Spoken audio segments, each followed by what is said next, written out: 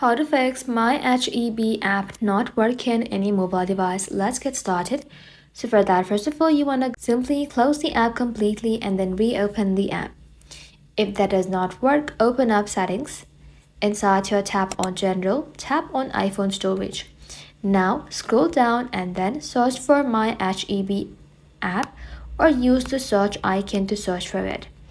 Now tap on Upload app, then tap on Upload app one more time. After that's done, reinstall the app right over here.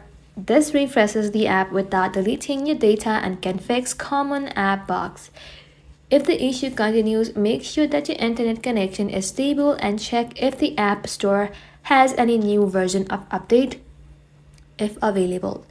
You should even restart your iPhone as this resolves temporary software glitches. If none of these steps work, the problem may be temporary server issue. In that case, you'll need to wait until the service is back online. Thank you all for watching. If this video was helpful, consider subscribing to our channel and liking this video.